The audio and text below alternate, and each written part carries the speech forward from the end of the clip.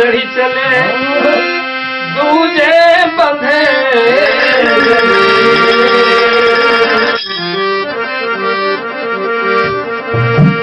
इस संसार से एक दिन सबके जाए के बाद ऐसे शिव के चरण में नेह लगा ली कहे कि जाते जाते मोक्ष के जरूरत बा ये संसार से कुछ लेके जाई ऐसे आई महादेव के अपन गुरु बना के चरण में नेह लगाई गुरु के कहे कि गुरु से ही मुक्ति बा गुरु से ही सुख शांति बा